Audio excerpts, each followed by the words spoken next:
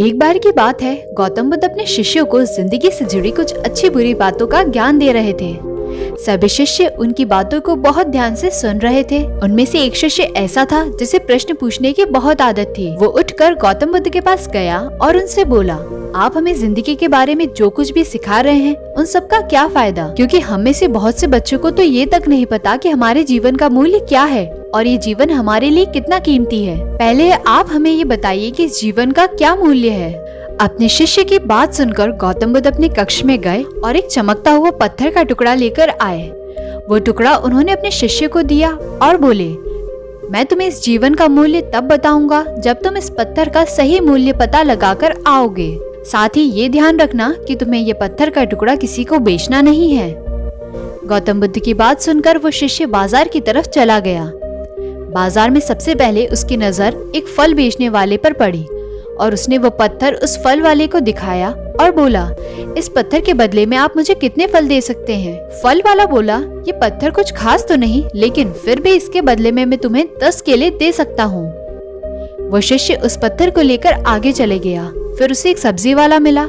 शिष्य ने उस सब्जी वाले से उस पत्थर की कीमत पूछी। सब्जी वाले ने उस पत्थर को ध्यान से देखा और बोला, इस पत्थर की कीमत के बदले में मैं तुम्हें ज्यादा से ज्यादा एक बोरी भरकर सब्जियां दे सकता हूँ।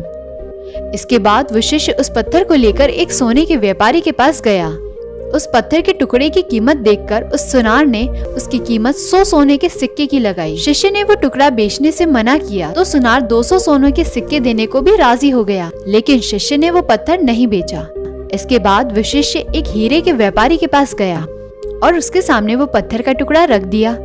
उस पत्थर को देखते ही हीरे के व्यापारी ने एक साफ कपड़ा बिछाया, उस पत्थर को उसके ऊपर रखा, फिर उसकी परिक्रमा की और हाथ जोड़कर उस पत्थर को कपड़े में लपेटते हुए बोला, तुम जिसे मामूली पत्थर समझकर उसकी कीमत पूछ रहे हो, असल में वो एक बेशकीमती रूबी है।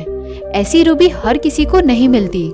मैं अगर अपना सब कुछ भी बेच दूं तो उसकी कीमत नहीं चुका सकता। उस व्यापारी की बात सुनकर वो शिष्य हैरान हो गया और दौड़ता दौड़ता सीधे बुद्ध के पास आया और उन्हें उसने जो कुछ भी बाजार में हुआ वो सब बताया। उसकी अचरज भरी बातों को सुनकर गौतम बुद्ध बोले, तुम्हारे सवाल का जवाब इस रूबी की कीमत में ही छिपा है। हमारा जीवन भी एक रूबी है।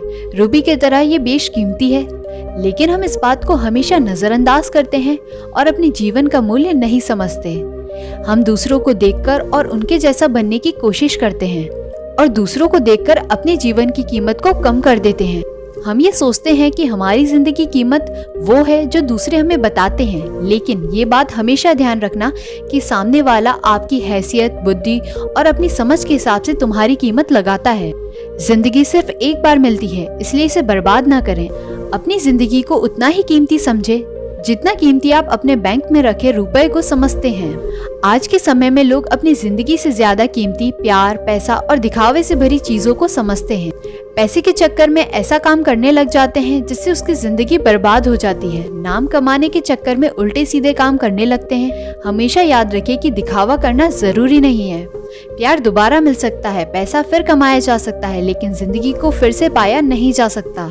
इसलिए अपनी इस बेशकीमती जिंदगी को अच्छे से जिए, हर पल को आनंद में लें। कभी ये ना सोचे कि आप इस दुनिया में किसी काम के नहीं, ना कभी ये सोचे कि आपकी जिंदगी व्यर्थ है। आपके होने या ना होने से क्या फर्क पड़ता है। जब भी ऐसा नेगेटिव विचार आपके मन में आए तो खुद को बस ये याद दिलाना, जीवन एक रूबी है और ये एक बेशकीमती है।